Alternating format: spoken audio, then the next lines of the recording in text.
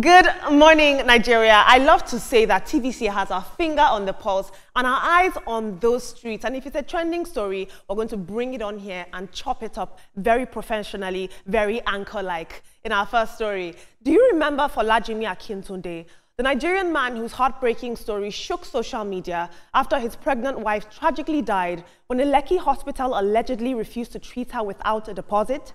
Well, he's finally breaking his silence and he's setting the record straight after Dr. Ruben Abati of Arise News criticized him for poor financial planning towards his wife's pregnancy. Folajimi has come forward to tell his side of the story. This is what he had to say. Highest irresponsibility. It's okay. There are many ways to every story. Maybe because you heard that the hospital didn't ask me for the money, that's why you are concluding this way. Sir, with due respect, this is not my first child. When my wife gave birth, we did take care of her to the best of my ability. And I never come public or come meet you, sir, make you borrow me money, make I take do antenatal, make I take do naming, or make I take feed my children. Do you understand? So, excuse me, sir, I saved money, but I didn't save 500,000. Okay? I saved money for that day. But they asked me for 500,000 deposit, not full payment. 500,000 deposit. I didn't have that. All the money we I think gathered that day, no go pass 100K. Yes. I don't know if it's an offense if you don't have up to 500,000 when your wife won't born. I don't know if it's an offense.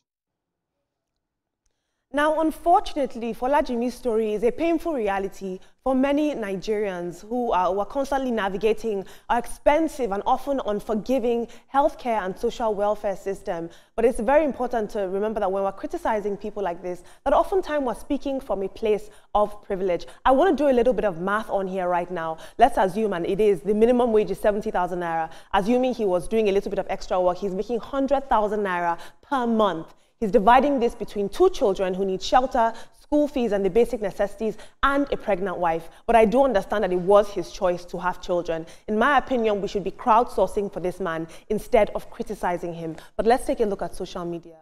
This story really touched me. Dr. Mildred says, the inflammatory comments against the man who lost his wife and unborn child are unkind. He is grieving, and it's wrong to victimize him. If you can't offer support, stay silent. In other countries, women deliver babies in hospitals, take them home and pay nothing where the government cares. RIP to the mom and the baby. We'll take one more tweet. Osho says, the thing is everyone is blaming this man with the way our country is right now. You might have 1 million naira in your account this moment, and in 1 minute, bills, feeding and survival can dry a person up, all because the naira has lost her value. This is very sad. We're going to move on to our next story. A video making the rounds on social media has reignited the debate on parenting, discipline, and public shaming. In a video, a visibly angry father is seen disciplining his daughter and accusing her of engaging in prostitution. Now, while the specifics of her alleged misconduct remain unclear, what has captured the public attention is the father's reaction. Look at this video for yourself. At 15, you want to come, Abby? Now, who pop like you won't leave at 16? No. Let me go this night before. Not the video hotel. To go to a shower. Not the one to do. Eh? At 16 years old. At 16 years old, you don't see reason to do a shower. Abi? I beg you. Tom, we'll continue our business. Tom, follow you. You can't leave me. Tom. Come on, you are.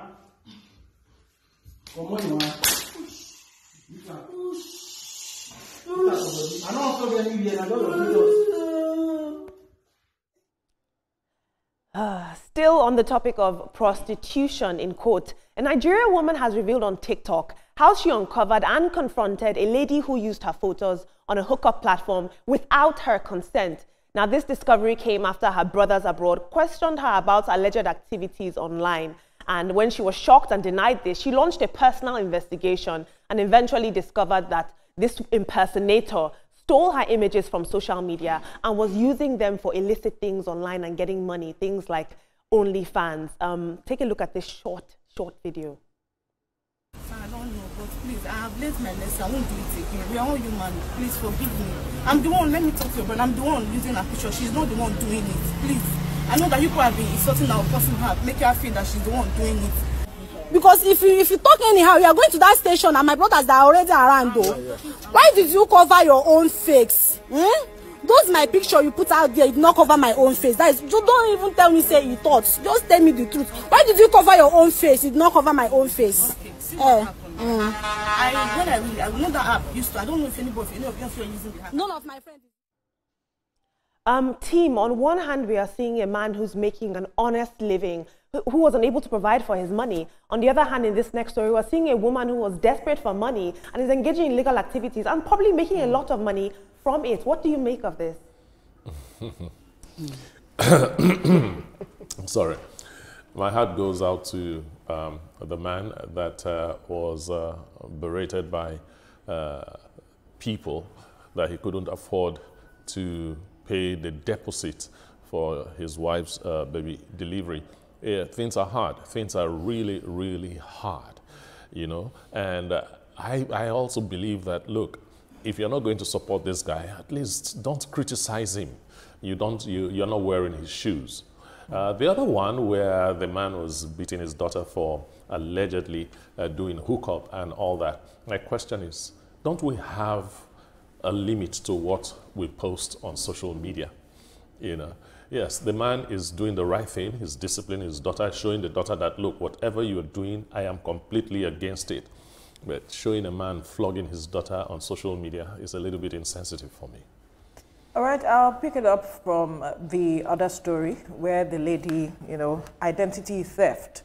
I think that it's all shades of wrong for you to steal someone's identity to do other shady deals. And now her pictures are out there. How does she explain to the world where her picture is being seen that she's actually not the one involved in that business? Because it's on social media and it's all out there. And then for everyone, it goes to show that there are certain things that you need to post. I don't know how we can ensure that that does not happen to anyone, where people steal your identity to do certain things. For me, on certain platforms, you can't find my picture because of things like this. It's unfortunate. And then for the guy who lost his wife because he couldn't, you know, get the required sum that he was asked by the hospital. The hospital has come out to say that they didn't ask him for 500,000, but he still insists that they asked him. But at the end of the day, I think it's important that we understand that not all of us are privileged. There are certain persons who, no matter how they plan, they still do not have those monies that we are asking them to have. And that when it comes to issues like this, we should allow people grieve in peace. For the father that disciplined his daughter, he's doing the right thing, but he needs to ensure that, you see, holistic parenting is what he, you know, puts in place for his daughter at this point. Peer pressure is real. I'll leave it there.